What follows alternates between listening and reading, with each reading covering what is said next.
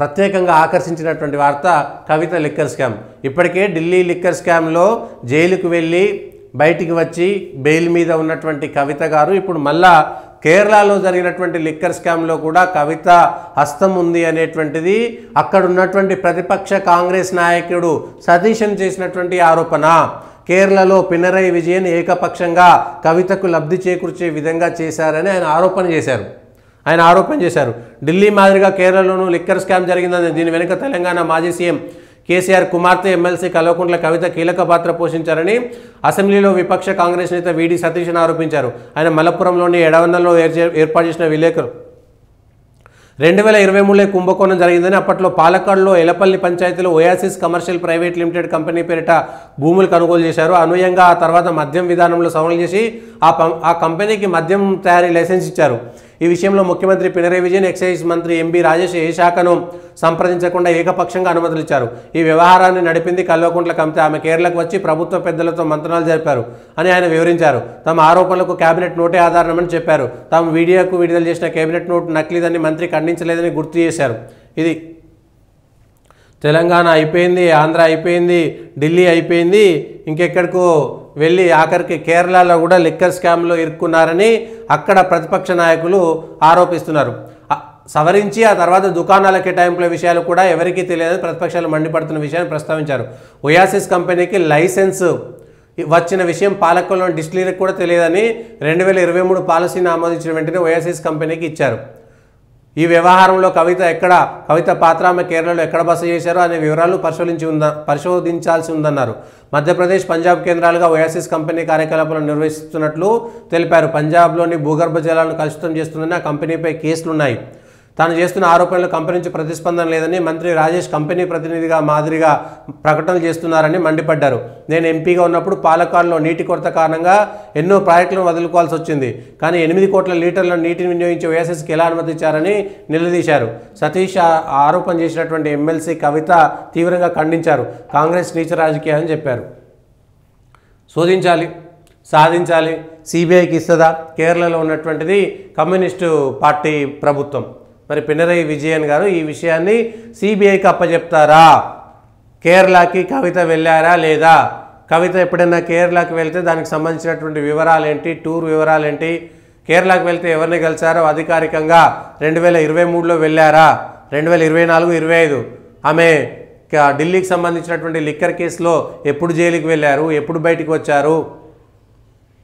2024 అయిపోయింది, 2024లో అరెస్ట్ అయ్యి లోపలికి బయటకు వచ్చిన తర్వాత అంటే 2023లోనే జరిగింది. అంటే కేరళకు సంబంధించినటువంటి లిక్కర్ స్కాము, అట్లనే ఢిల్లీకి సంబంధించినటువంటి లిక్కర్ స్కాము, ఆ డేట్లన్నింటిని కూడా చూడాలి. ఇప్పుడు సిబిఐకి సంబంధించినటువంటి వాళ్ళు కవితకు సంబంధించినటువంటి ఫోన్లు, ఆమె ఆధారాలు సీజ్ చేశారు కాబట్టి ఇప్పుడు కేరళకు వెళ్ళారా లేదా అనేటువంటిది వస్తే ఇప్పుడు ఆ కేసు ఈ కేసు వెంట పడుతున్నారు. ఇప్పటికే లిక్కర్ కేసు నుంచి బయటకు వచ్చిన తర్వాత ఇప్పుడిప్పుడే జిల్లాలకు సంబంధించినటువంటి పర్యటన. మొన్ననే ఇందూరుకు వెళ్ళారు 100 కార్లతోటి, ఇందూరులో ప్రెస్ మీట్లు పెట్టారు, అయిపోయింది. జిల్లాలకు సంబంధించినటువంటి పర్యటనలు చేస్తున్నారు ఎమ్మెల్సీ కవిత గారు. ఇప్పుడు ఏం చేస్తారు? కేరళకు సంబంధించినటువంటి దాంట్లో లిక్కర్ స్కామ్లో కవిత ఉన్నారా లేరా ఈ విషయంపైన కూడా స్పష్టత రావాల్సినటువంటి అవసరం ఉంది. కవిత గారు సహజంగా నేను లేను, అరెస్ట్ అయ్యి జైలుకు పోయి బయటకు వచ్చినటువంటి కేసులోనే నేను లేనని స్పష్టంగా చెప్తుంటే కేరళలో జరిగినటువంటి లిక్కర్ స్కామ్లో నేనున్నానని చెప్పలేరు కదా. ఈ విషయాన్ని కూడా కేరళకు సంబంధించినటువంటి సర్కారు సిబిఐకి, ఈడీకి అప్పచెప్పాల్సినటువంటి అవసరం ఉంది. కేసు నమోదు చేయాల్సినటువంటి అవసరం ఉంది. కేసు నమోదు చేస్తే ఆటోమేటిక్గా ఈడీ అక్కడికి కూడా వెళ్తుంది. కేసు నమోదవుతుందా లేదా, అక్కడ ఉన్నటువంటి కమ్యూనిస్టు పార్టీ స్పష్టంగా చెప్తుందా లేదా? ఎందుకంటే మంత్రివర్గంలో ఉన్నటువంటి నోటు ఆధారంగానే మేము దీన్ని ఆరోపణ చేస్తున్నామని ప్రతిపక్ష నాయకుడు చెప్తున్నారు. అక్కడ ఉన్నటువంటి ఎక్సైజ్ డిపార్ట్మెంట్ కానీ, ఎక్సైజ్ శాఖ కానీ, ప్రభుత్వం కానీ ఏకపక్షంగా ఓయాసిస్ అనేటువంటి కంపెనీకి లైసెన్స్ ఇచ్చిందా, ఆ లైసెన్స్ రావడం వెనుక కవిత పాత్ర ఉందా లేదా అనేటువంటి విషయాన్ని స్పష్టంగా చెప్పాలి.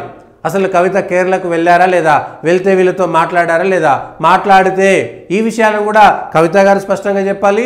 అట్లనే అక్కడ ఉన్నటువంటి కమ్యూనిస్టు పార్టీ కూడా స్పష్టమైనటువంటి వివరాలు చెప్పాల్సినటువంటి అవసరం ఉన్నది. కేరళలో కవిత టూర్ చేశారా లేదా, టూర్ చేస్తే ఆ వివరాలు ఏంటి, ఇది స్పష్టంగా చెప్పాలి. వాళ్ళేదో ఆరోపణ చేసిరు, వాళ్ళకు బుద్ధి లేదు సిగ్గు లేదు అనేటువంటి ఆరోపణలు తర్వాత.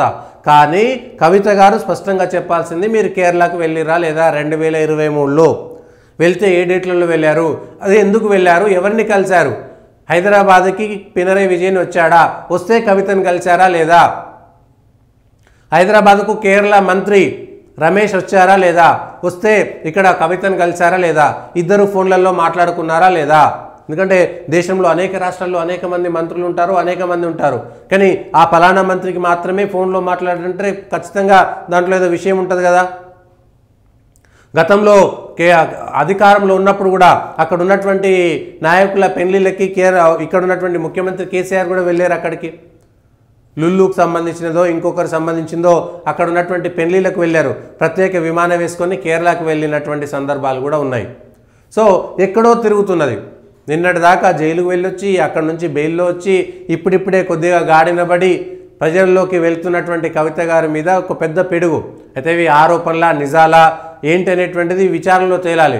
కానీ అక్కడ ఉన్నటువంటి ప్రతిపక్ష నాయకులు ఖచ్చితంగా దీన్ని ఇంకా మరింత రాద్ధాంతం చేస్తారు. ఇక్కడ ఉన్నటువంటి కాంగ్రెస్కి కూడా వరం, ఇక్కడ అధికారంలో కాంగ్రెస్ ఉంది, అక్కడ ఉన్నటువంటి ప్రతిపక్ష కాంగ్రెస్కి సంబంధించినటువంటి వాళ్ళు వివరాలు పంపిస్తే ఇక్కడ ఉన్నటువంటి అధికార కాంగ్రెస్ కూడా దానికి సంబంధించినటువంటి వివరాలు బయట పెట్టచ్చు.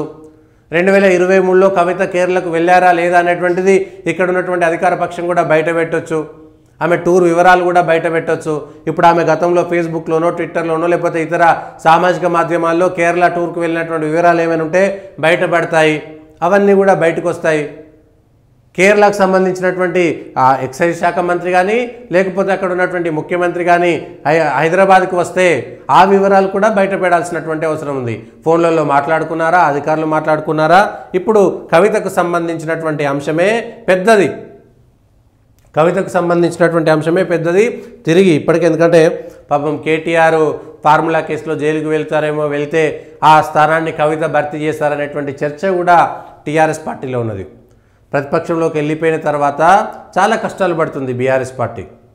ఇటు కవిత లిక్కర్ కేసులో జైలుకు వెళ్ళడం కానీ లేకపోతే కేటీఆర్ మీద కేసులు కావడం కానీ ఆ తర్వాత ఎంపీ ఎన్నికల్లో ఓడిపోవడం, ఇట్లా అనేక రకాలైనటువంటి అవమానాలు ఎదుర్కొంటున్నది బీఆర్ఎస్ పార్టీ. దాని నుంచి మెల్లిమెల్లిగా బయటకు వచ్చి తెలంగాణలో ఉన్నటువంటి కాంగ్రెస్ సర్కార్ యొక్క వైఫల్యాల మీద చిన్న చిన్న విషయాలతోటి రోడ్ల మీదకి వస్తున్నటువంటి సందర్భంలో అది కూడా ఇబ్బందికరమైనటువంటి పరిస్థితిలో ఉన్నది. ప్రతిపక్ష బీఆర్ఎస్ పార్టీ కూడా వాళ్ళు ఇబ్బందులు పడుతున్నారు. ఇప్పుడు కవితకు సంబంధించి వద్దన్న ఆరోపణలు ప్రత్యారోపణలు వస్తాయి. ఇవాళ మళ్ళా ఇక్కడ ఉన్నటువంటి అధికార పార్టీ ప్రెస్ మీట్లు పెడుతుంది, కేరళలో ఉన్నటువంటి వాళ్ళ దగ్గర నుంచి డీటెయిల్స్ తెచ్చుకుంటారు, ఆ మంత్రివర్గంలో ఉన్నటువంటి నోటు చెప్తారు, ఆ వివరాలన్నీ కూడా బయటకు వస్తాయి. కలిశారా లేదనేటువంటి వివరాలు కూడా బయటకు వస్తాయి.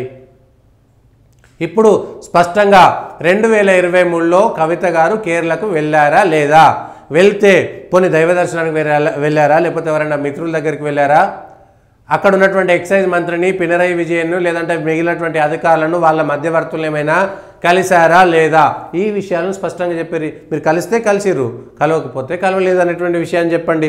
మళ్ళీ ఏదో కొట్టిపారేం కాదు, నిజాలు మొత్తం కూడా బయటికి రావాల్సినటువంటి అవసరాలు ఉన్నాయి.